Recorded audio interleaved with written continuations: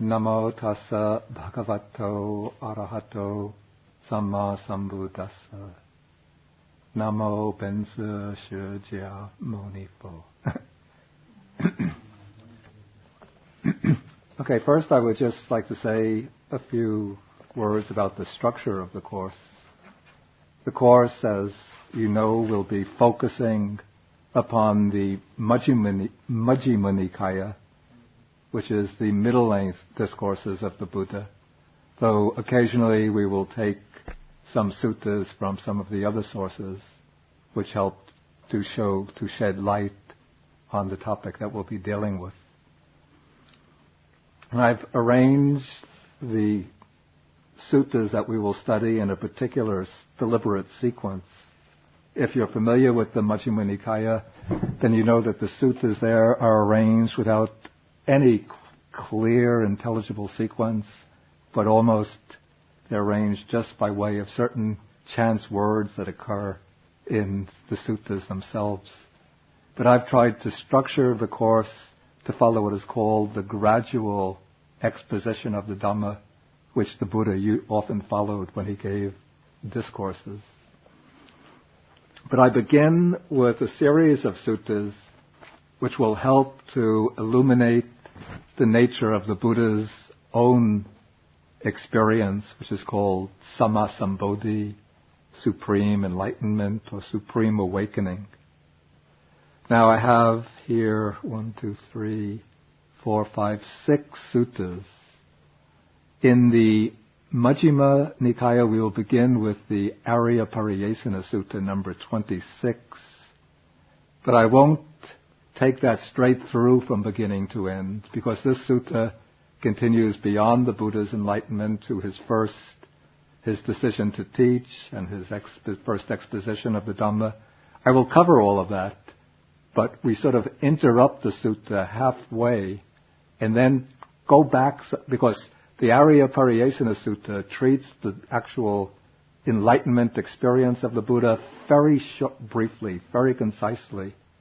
So then I want to step back and then take some other suttas which shed more light on the Buddha's enlightenment, more light on enlightenment, but which show that experience from different angles and in somewhat greater detail.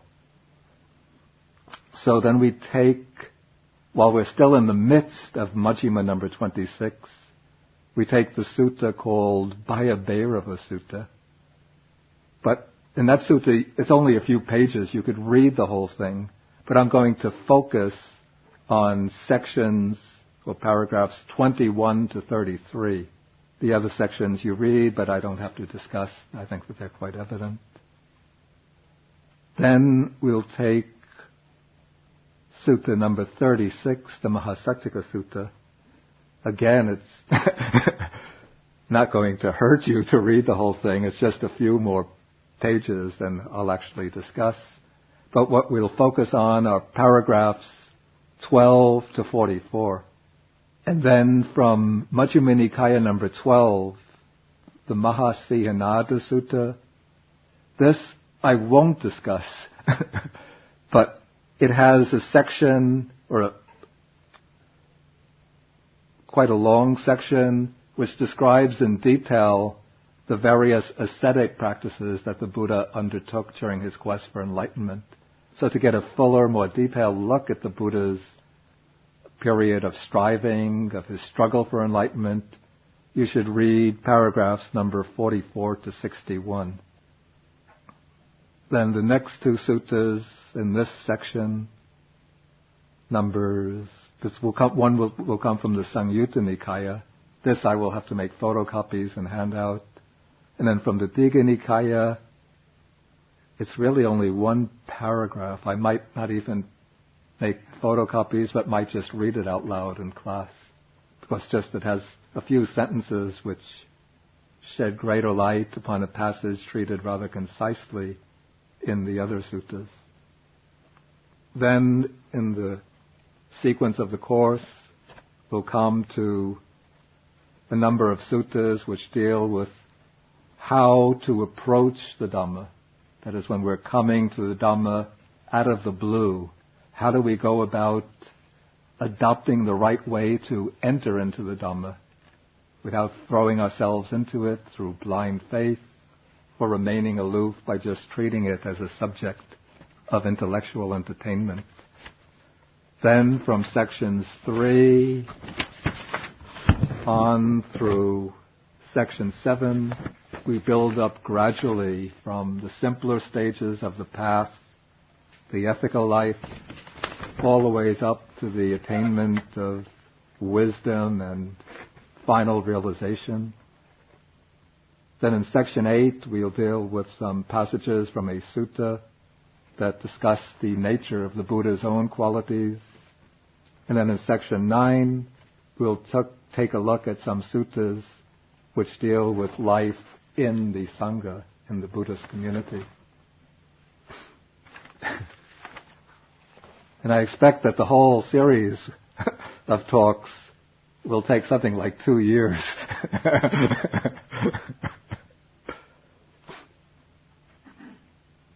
So we have to be patient and go gradually deeper and deeper. Okay, now I first would like to explain something about the organization of the Buddhist canon itself. And I should mention that I don't want these talks to be considered very formal lectures, like I'm a person of authority sitting up here giving the ultimate pronouncements about the nature of Buddhism or the Buddha's teaching, like the Pope making pronouncements. But more, I will give a little talk. We will examine the suttas together. When there are questions that come up, please always feel free to ask. Even in the midst of my talk, if something is unclear, just feel welcome to put up your hand if you need clarification. Okay, to see where the Majjhima Nikaya fits into the structure of the Buddha's discourses. Can the people in the back hear me? Okay, within the Pali Canon is the collection of texts of Theravada Buddhism, Southern School of Buddhism. We have all the texts, canonical texts, collected into what is called the Tipitaka, which means literally 3 baskets or 3 compilations. One is the Vinaya Pitaka, the compilation concerned with discipline. And this is the collection which contains the rules and regulations for the Buddhist monastic order. Okay, please come. Then we have the Sutta Pitaka, which is the collection of the Buddha's discourses, as well as discourses by some of his more prominent disciples, also records of the Buddha's conversations, discussions with people from the different strata of Indian society in his day. And then we have, I'm going to leave a blank space there, a third collection of philosophical treatises called the Abhidhamma Pitaka. The Abhidhamma Pitaka contains 7 treatises which treat the Buddha's teachings in a very detailed, systematic, and technical form. It's quite evident that the Abhidhamma Pitaka is a compilation which originated perhaps several hundred years after the passing of the Buddha, but it came to be included within the Buddhist canonical texts by perhaps 300 years after his passing. Okay, the section of the Buddha scriptures of greatest interest to modern readers is the Sutta Pitaka. And this compilation is organized into 5 divisions called Nikayas. The word Nikaya we could translate collection. Okay, the Digha Nikaya means literally the collection of long discourses. The Majjhima Nikaya, collection of middle-sized or middle-length discourses. Then the Samyutta Nikaya, the word Samyutta means connected or grouped together. And this is a collection of short discourses in which the chapters collect together many, many short discourses dealing with a common topic. For example, many of the short discourses dealing with the teaching of dependent origination come together in one chapter. Many short discourses dealing with the 5 aggregates, with the 6 sense bases, with the elements, with the factors of the Noble Eightfold Path. So this is a very systematic and orderly collection. The 4th collection is seems to be a very unsystematic and disorderly collection, almost a chaotic collection. Because here the governing principle is to take the short discourses that don't fit into the Samyutta Nikaya and arrange them. You see, when the Buddha spoke, to make it easy for his listeners to remember his sermons, he would often structure his sermon around a numerical theme. So sometimes he would say, there is one thing that you should remember, one thing you should develop. So then other times he would say, there are 2 things to practice, 2 things to abandon, 2 things lead to well-being and happiness. Then there are suttas dealing with 3 things, 4 things. So the Anguttara Nikaya collects all of the suttas that are organized around a numerical scheme, and it arranges them into 11 sections, the book of ones, the book of twos, the book of threes, up to the book of 11s. Then the 5th collection is, sometimes it's called the minor collection, but it's actually a very, very big collection of short works of a rather miscellaneous nature. It includes, for example, works like Dhammapada, a very famous work, the Dhammapada, Sutta Nipata, the verses of the elder monks and nuns, the Therigatha, Therigatha, and so on, altogether. And also it contains the famous Jataka stories, which are the stories relating to the Buddha's former births. And now, even though it seems that the first 2 collections are organized according to length, but actually there seems to be some difference in their purpose. And this, when I explain this, you'll see why I chose the Majjhima Nikaya. It seems to me, this is my observation, that the Digha Nikaya, the suttas, these suttas are aimed primarily at members of the non-Buddhist section of Indian society at the time of the Buddha, maybe a century or so afterwards. And so they deal largely with topics that would have been of vital concern to people living in society at that time. The claims of the Brahmins to superiority. Suttas which try to demonstrate the superiority of the Buddha to the other religious teachers of the period. Suttas which show the Buddha as being a more powerful figure than the deities worshipped by the Indian people of that period. So these suttas are, with a few exceptions, are of less interest to us today than those in the Majjhima Nikaya.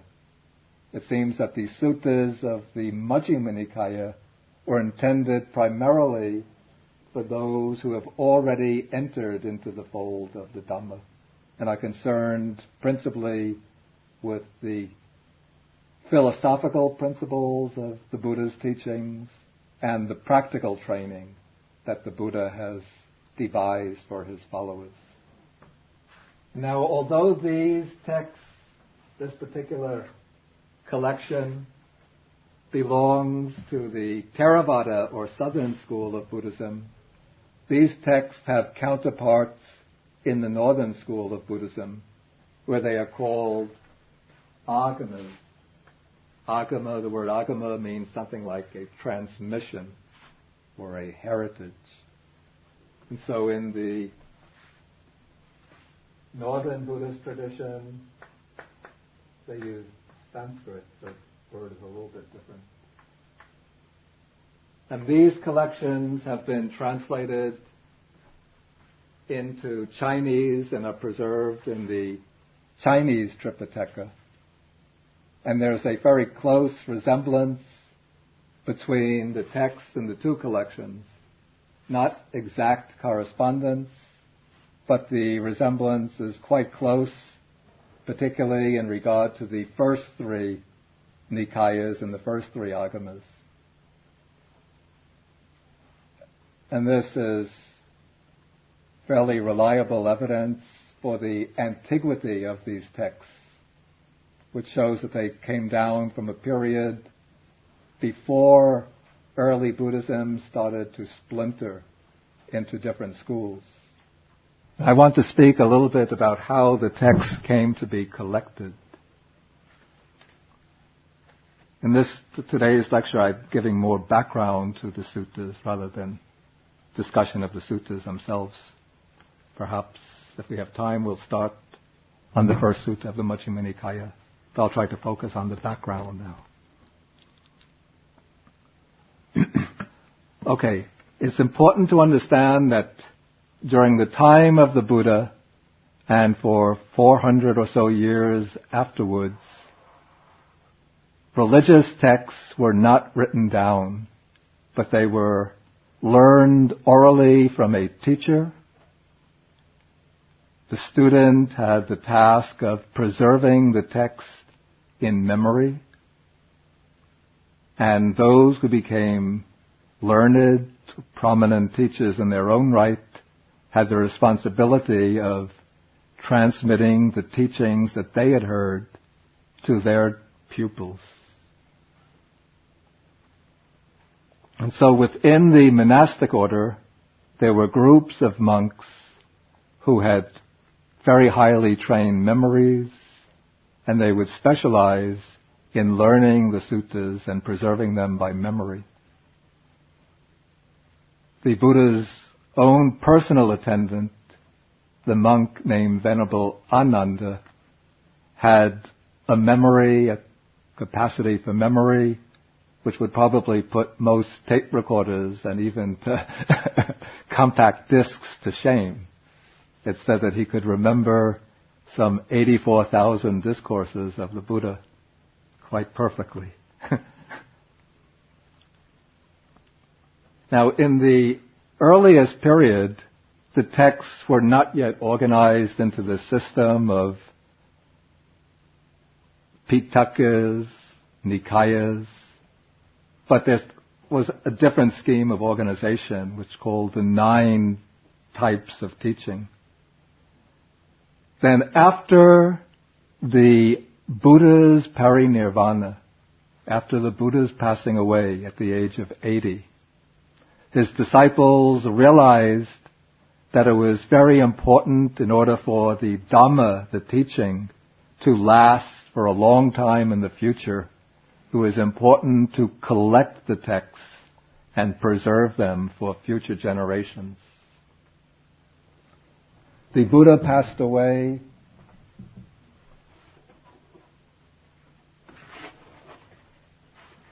in the town of Kushinara here, which was a small and insignificant town. But at the time, the most prominent city in northeastern India was the city of Rajagaha, or Rajgir,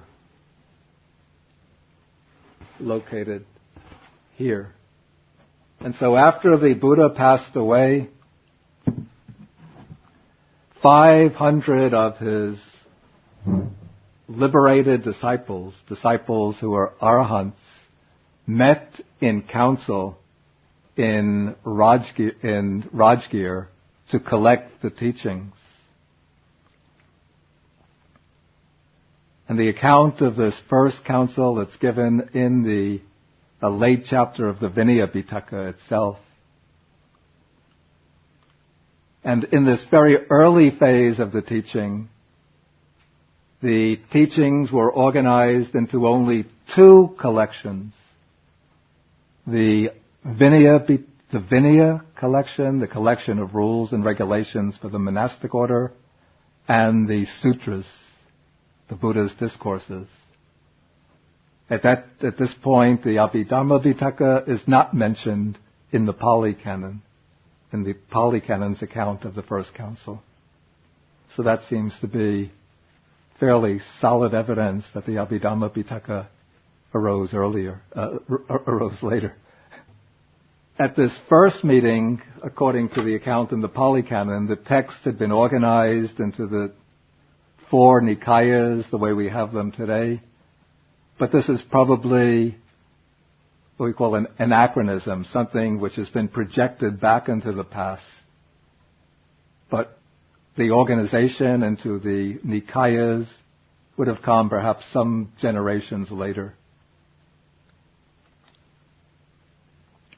But once the texts were organized into the form of the Nikayas, then special companies were created which were given the task of each company, the task of memorizing a particular Nikaya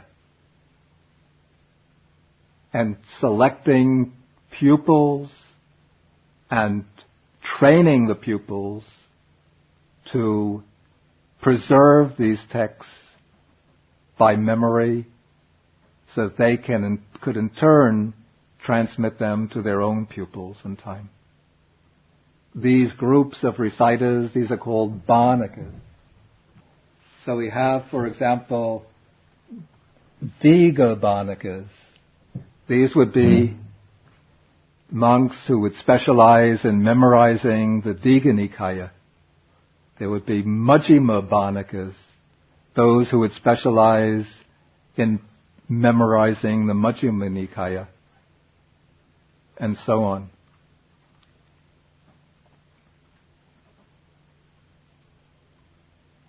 And in this way, the teachings had been preserved for about 400 years, even when the Dharma spread from India to Sri Lanka, about the 3rd century BC.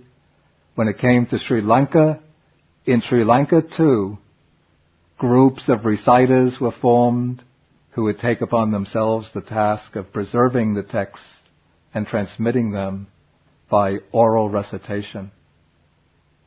And this happened until in the 1st century BC, there was a terrible famine came to Sri Lanka. And many, many people died, and many, many monks died. And there was one text, it said, that was preserved by only one reciter. There was only one reciter who survived for that particular text. And for this reason, the monks met in council, and they decided that the Dhamma is in danger, and if it's going to survive, it will be necessary to write the text down. And so in the 1st century BC, a group, and also at that time there came to power a king who seemed to be somewhat hostile to the monks. And I think they felt that if they were threatened by the king, then the Dhamma could be endangered.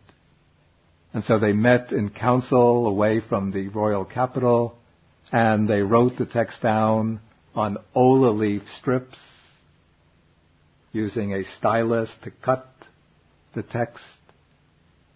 And from then on, more and more copies were made until the texts were transmitted in written form.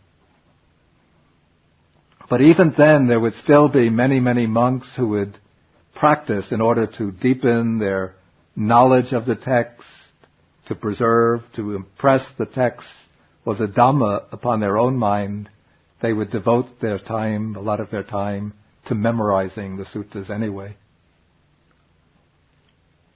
So, for example, even today, this practice is kept very much alive.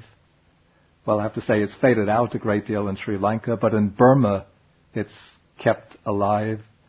And in recent times, there have been Burmese monks who know the entire Tripitaka, all three collections of some 41 volumes by memory. So that if you take any sutta and you start reading a few sentences from it, once they know what you're reading from, they'll be able to pick up at that point and then continue and complete the text. That's the way they test them in Burma. And even in Sri Lanka in the 20th century, early 20th century, there were many monks who had memorized large numbers of texts. My own ordination teacher had memorized several volumes of the scriptures. And when he was learning English, the way he would learn English, people would send him translations from the sutta collections in English translation, and he would just memorize them. And in this way he would get familiar with English vocabulary and English grammar. Okay, and now to give some background to the understanding of the text.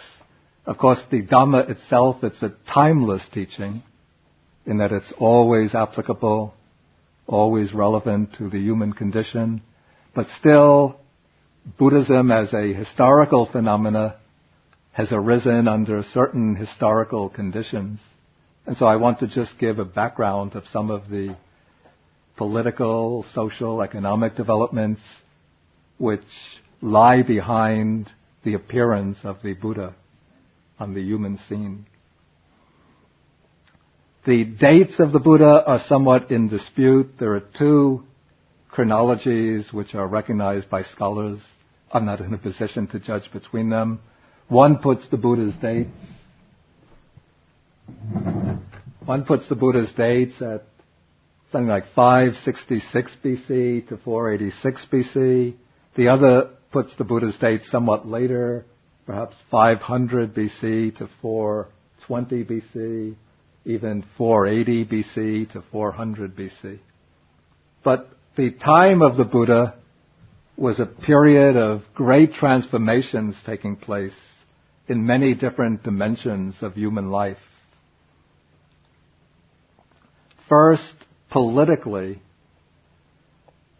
at the time of the Buddha, the dominant political system had been small republics, which were usually, they were not democratic republics, but they were generally dominated by a wealthy aristocracy. But at the time the Buddha was born, the old system of the tribal republics was starting to collapse, and the republics were joining together and consolidating into monarchies. Monarchies which would have been anxious to expand and to swallow up the tribal republics. When we read the traditional accounts of the life of the Buddha, we're told that the Buddha was the son of a powerful king in northern India. In fact, that's not true. He was the son of what seemed to be a chieftain in a small tribal republic in the Himalayan foothills. This tribal republic was the Sakyan Republic, which was in a state of dependency and subordination to one of the more powerful upcoming kingdoms, the kingdom of Kosala. So the two powerful kingdoms at the time of the Buddha the kingdoms which were beginning to expand and swallow up more and more territory. One was the kingdom of Magadha, located in this region here.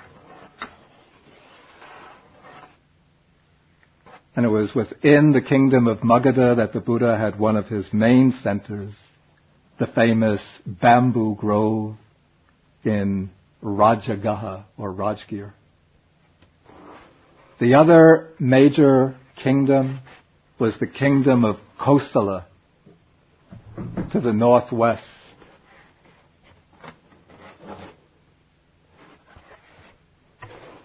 Kosala was here, and its capital was the city of Shravasti or Savatthi. And the Buddha's own home state, the Shakyan Republic, which had its capital at Kapilavastu, was in a state of, it was subordinate to the kingdom of Kosala, a tributary to the kingdom of Kosala. And because when kingdoms arise, it's quite natural that kings are never satisfied with any limits to their territory, but want to devour any other state which threatens them. So a rivalry had been erupting between the kingdom of Magadha and the kingdom of Kosala, which led during the Buddha's own lifetime to wars between these two kingdoms. Eventually, over the centuries after the Buddha's death, the kingdom of Kosala lost its power, and the kingdom of Magadha increased in power until it became the center of the first Indian Empire under the rule of King Ashoka, famous King Ashoka. Okay, in the period leading up to the appearance of the Buddha, the birth of the Buddha, there were also changes taking place in the economy. There was a tremendous expansion of the economy and a shift in the focus of the economy from cattle rearing to agriculture. This is very important. Probably it was the invention of iron which accelerated the expansion of agriculture. And once agriculture, this was a rice-based economy, once agriculture expanded, it led to the production of a surplus of grain. The surplus of grain and of other foodstuffs facilitated the growth of cities. And so what is characteristic of this period is increasing urbanization. With the increase of cities, there emerged currency, a money-based economy. Having a money-based economy facilitated the growth of trade. And so as trade increased, then market towns began to arise. Between the major cities, market towns appeared, and then trade routes were created, connecting the major cities and running through the market towns. Or actually, the market towns would have arisen along the trade routes.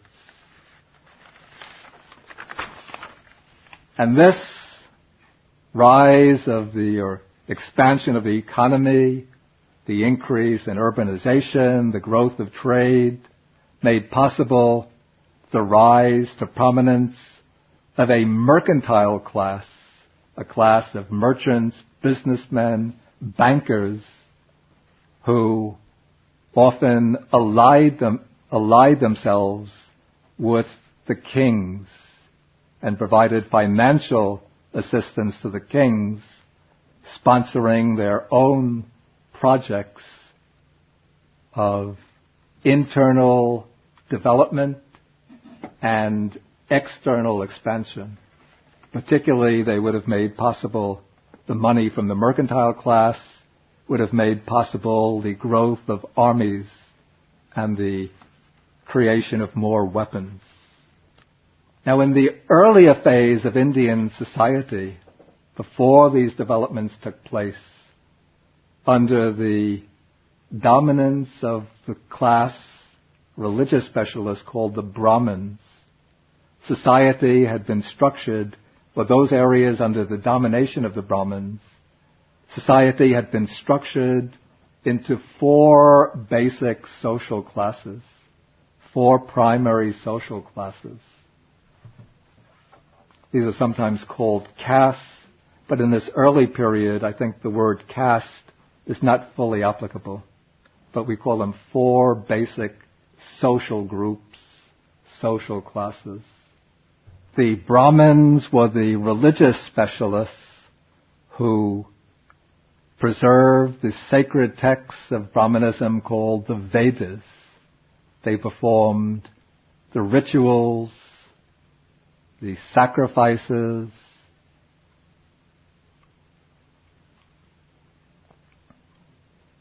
and they gave religious advice to the kings. They often served as advisors and ministers to the kings. And the kings regarded success in their own enterprises as largely dependent upon supporting the Brahmins. The Kshatriyas were the warriors and the administrative class.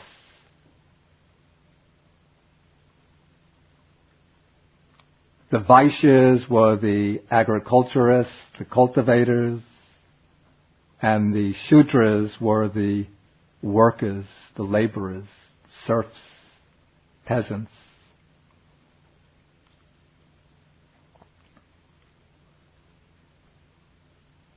But in the time of the Buddha, or even shortly before the Buddha was born, this class system was beginning to lose its meaning. Of course, the Brahmins continued to perform their own religious functions and tried more and more aggressively to gain control of the whole system.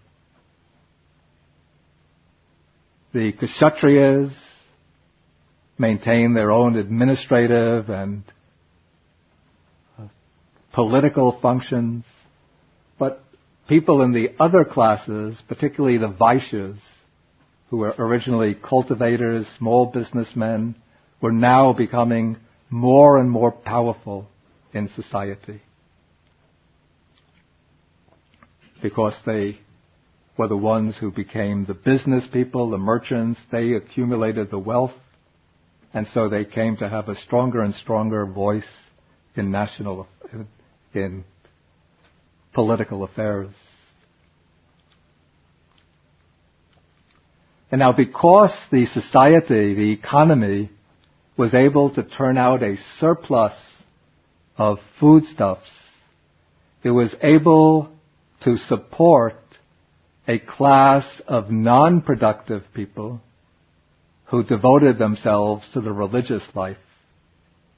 And within the religious community, there were 2 basic groups. One of the Brahmins, who I just mentioned, and the other, which was a new class, which became more and more prominent in the period just before the appearance of the Buddha, were called the Shramanas. In Sanskrit, Shramanas, or in Pali, Samanas. So we have these 2 religious groups. The Brahmins were the powerful, entrenched religious group from ancient times, who were dominating Indian society from perhaps as far back as 2000 BC. And their religion centered upon recognizing the text called the Vedas as the supreme religious authority, divinely revealed religious texts. The religion of the Vedas centered on the performance of rituals, particularly sacrifices, as essential for success in life. And the religious aim which lay behind the performance of these rituals and sacrifices was material prosperity in this world and a rebirth in a heavenly world. And within the Brahminic scheme, rituals governed all the major events in the life of human beings. From the time of birth, when a child is born, the Brahmins have to be called in to perform the rituals and given certain payment for the ritual of birth. At the time of marriage, or at the time when the young person becomes a young man, then he is given a rite of initiation into manhood, and it's the Brahmin who performs that rite. All the ways through life, marriage rituals, even especially where the person dies, it's the Brahmins who perform the funeral rituals.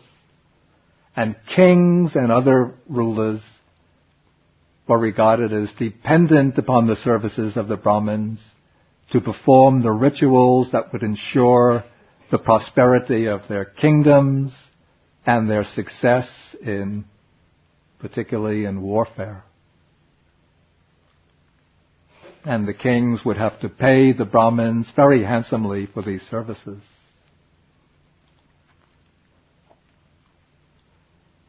The Brahmins were householders. That is, they lived household lives, they married, they begat children, and they regarded the upholding of the family tradition as being absolutely essential for the health and stability of society. The Brahmins did not have a strong belief in a continuous series of rebirths, it seems. At least the Vedas do not really propose the idea of rebirth very clearly. But rather the Brahmins upheld as the supreme religious goal a rebirth in heaven, and particularly rebirth in the company of the great God who is called Brahma. The Brahmins believed that Brahma, the supreme God, had created the universe, had created the social system with themselves as the dominant social class, and with each of the other social classes intended to be subordinate and dependent upon the Brahmins.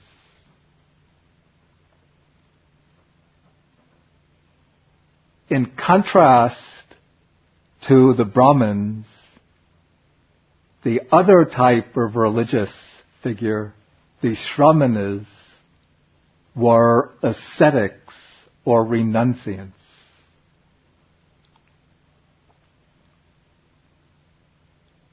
They left behind the family life, the household life. They entered upon a homeless life of renunciation, a life of continual wandering without any fixed abode, except usually during the rainy season, 3 or 4 months of the rainy season, when travel became difficult. They would have to settle in a fixed residence with some shelter, but as soon as the rain stopped, they would resume their wandering. And the purpose of the Shramanas in adopting this lifestyle was to seek liberation from the round of rebirths. The Shramana culture was rooted in a belief that all living beings exist in this cycle of continuous, uninterrupted birth and death.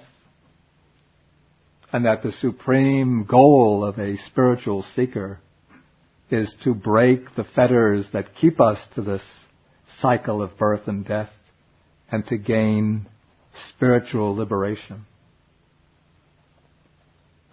For most of the Shramana groups, liberation is to be achieved through undertaking ascetic practices, particularly self-mortification. It's the body with its desires that keeps the soul or spirit in bondage. And so to break the grip of desire and attachment, the spiritual seeker has to afflict himself with torments, with suffering, with bodily mortification, so that the soul or spirit, like a bird, is able to break out of its cage and fly freely to the state of liberation. Some of the ascetic groups believe that the key to liberation was attaining a special type of knowledge or a special meditative state, a higher meditative state.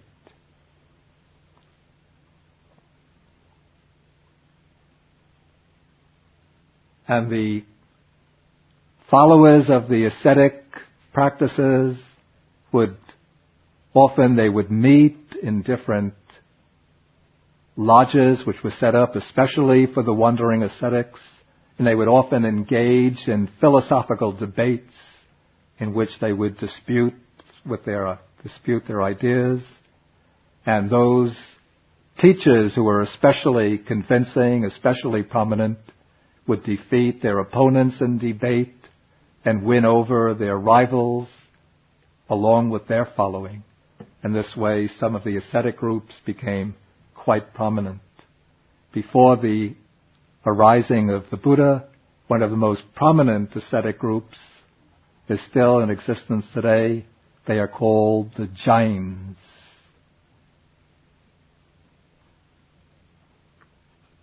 And so we have still in India Jainism, the descendant from this very ancient spiritual community, predating even the Buddha himself. And what is very significant about the culture of this period is that the ascetics did not undertake any labor to earn money or to purchase their own food or grow their own food, but they existed or lived in dependence upon the lay communities. And it was common knowledge or common understanding amongst the people in India in this period that they had a spiritual obligation to support the wandering ascetics by providing them with their very simple requirements. Basically, the ascetics would wander silently with their alms bowls, and people would offer them food, sometimes medicines, cloth, and very occasionally some dwelling for the rainy season. And it was part of the worldview of this period that by offering sustenance, support to the wandering ascetics,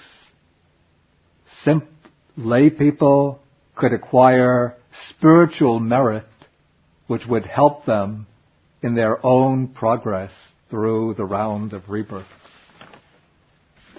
And it was against this background that the Buddha came into the world, and as we will see when we start on our sutta next time, that the Buddha became a member of the Shramana class of religious wanderers when he entered upon his own quest for enlightenment, and in time he became the greatest teacher in the Shramana community. Okay, maybe this should do for introductory talk. If there are any questions, any comments, please feel free to make them. Yes. Give us some reference books support the historical background. To deal with the historical background,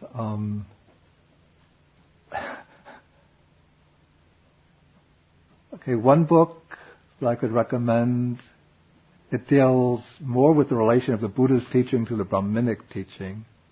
Okay, it's called by Richard Gombrich, called How Buddhism Began. Another book that I relied on for this information is by Uma Chakravarti. I write this. It's called The Social Dimensions of Early Buddhism. It's published by Multiul Banasidas. Then there's another book, it's by a German scholar, it's translated into English, by Wolfgang Schumann, called The Historical Buddha. Then another book is by Rupert Gaten, called The Foundations of Buddhism. Another book, Michael Caritas. It's simply called The Buddha. Yeah. There's two dates about the birth of the Buddha. Yeah. You mentioned one person. The first one was by one person. Can you just give me the names? Who Are on the first side? It's more than one person. There are several different scholars have different dates. Most scholars used to accept the older date, 566 to 486, but I think Richard Gombrich he's a very prominent British scholar, he favors the more recent date, Gombrich. I think it was a German scholar who first accepted that particular dating.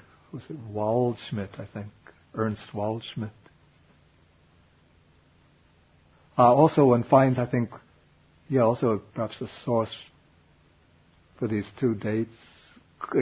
Possibly it's in Lamotte, Etienne Lamotte, History of Indian Buddhism. So I think maybe Lamotte just accepts the older date. Okay. The Shraman is, yeah. And the Brahmins, they get along? Or Not very well. That's a good question. The Brahmins were very critical of the Shramanas because for the Brahmins it was very important to maintain the family tradition, family lineage, the household life. And so they would sometimes speak very abusively of the Shramanas, call them these bald-headed, they use the term shram in Pali, samanika. It's like, maybe you could call them shaveling ascetics, these ascetic shavelings, or bald pates, we would say. So they were very critical, and we see even in the Buddhist scriptures, the Buddhist texts, sometimes when the Buddha would meet the Brahmins would begin, when they first meet the Buddha, they speak sometimes quite abusively to him. They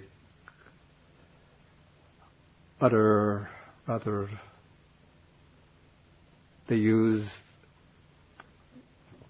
ways of speaking of the Buddha which are sort of intended to put him down. And the ascetics the Shramanas were very critical of the Brahmins. They depict the Brahmins as being luxurious, greedy, proud, arrogant, supercilious, very worldly, fond of milking the kings and wealthy merchants for their money by convincing them that they need to have rituals and sacrifices performed. And so the two groups were at loggerheads with each other. But there were some Brahmins who, when we see in the text, sometimes they would come to the Buddha with a rather aggressive and antagonistic attitude, and then they would speak abusively to the Buddha, and the Buddha would speak to them politely, engage them in discussion, and by the time the discussion is finished, then they become convinced of the value of the Buddha's teaching.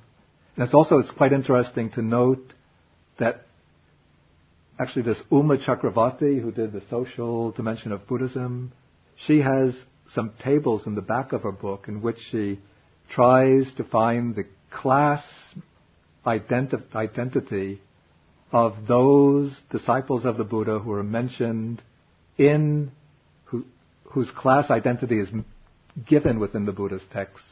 And she found that the greatest number of them are from the Brahmin caste. Even the Buddha's chief disciples, Sariputta and Mahamoggallana, were Brahmins. Mahakassapa was a Brahmin. Mahakachayana was a Brahmin. So the shamans would have predated the Buddha by how many years? Or what roughly is the time period of the conception of that? Exactly when the Shamanas began, it's not really known, because the earliest texts that we have are probably the Buddhist texts, the Jain texts, but there seem to be some hints, even in the Vedic texts, that at that time, even at the time the Vedas were compiled, that there were a type of wandering ascetics who would resort to solitary places in the forest and engage in ascetic practices. And so this could be equated with the satyrs, is that right? These could have been like, we call them the progenitors.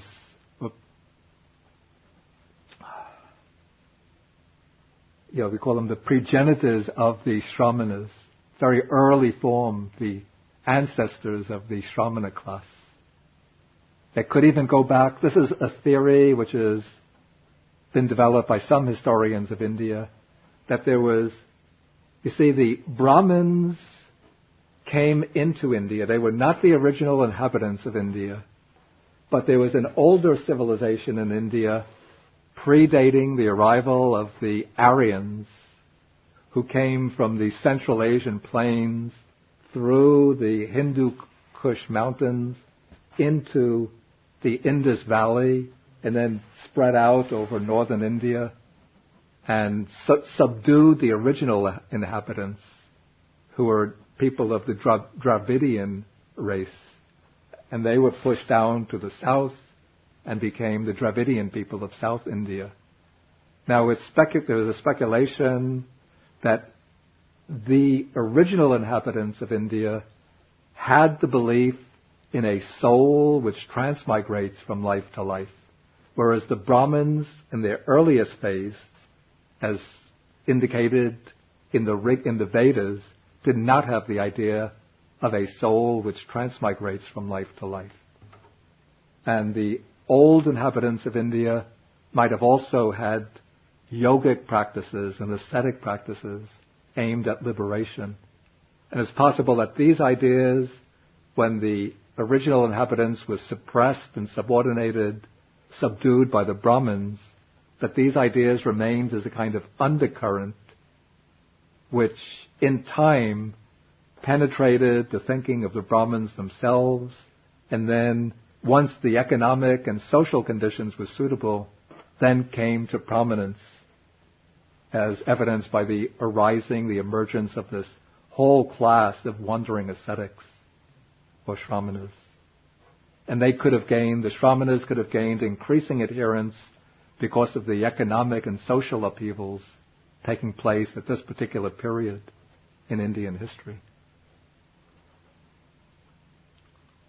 Were the Vedas ever memorized?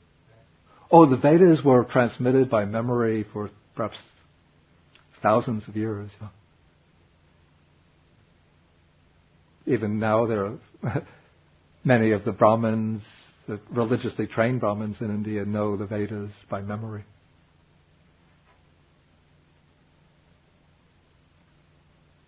I think it was only well into the Christian era, 500 AD or so, that the Vedas were written down.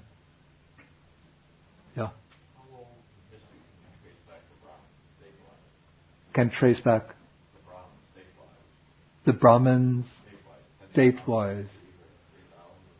Well, I think it's said that, conjectured that the Aryan, the people from the Central Asian plain, came into India about 2000 BC. And so they would probably had some kind of social stratification already, with a class of Brahmins dominating that social order. And so when they came into India and subdued the original inhabitants, the indigenous population, then they would have again continued to exert this dominating role in the society.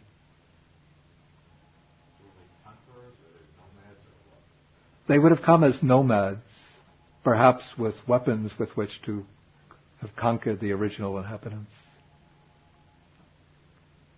I don't know any records of actual warfare taking place, but at this time there would have been no written records anyway.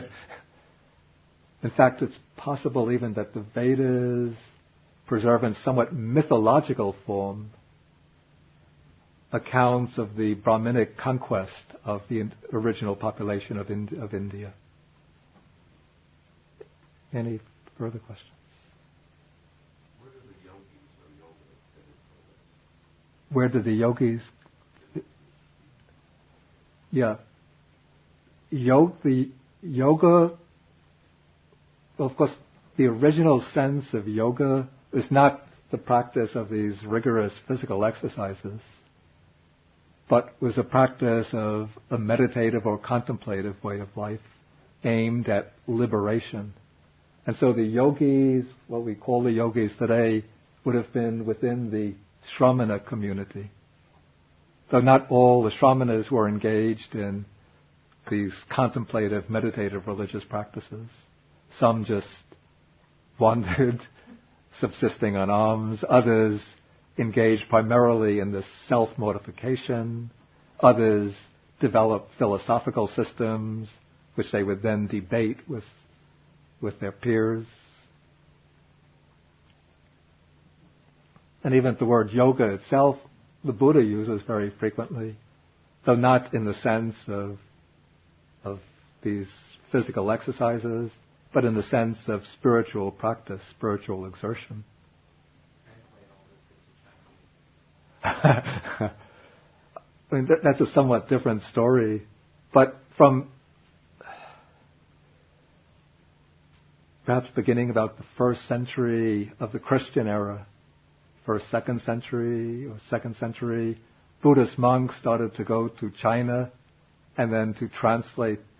Buddhist monks from India and from Central Asia, I think more from Central Asia, would go to China, and once they attracted some support from either the king or from intellectuals of the period, then they started to translate Buddhist texts from Sanskrit or from Central Asian languages into Chinese.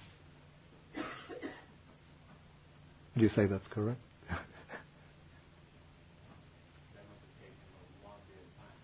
Of course, the whole translation project would have taken.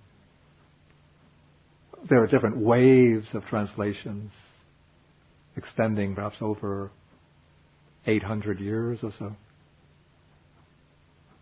But by the time the Nikayas would have been, or the Agamas would have been translated, I think in a fairly early time, within the first few centuries of the Christian era. Okay, I think we should end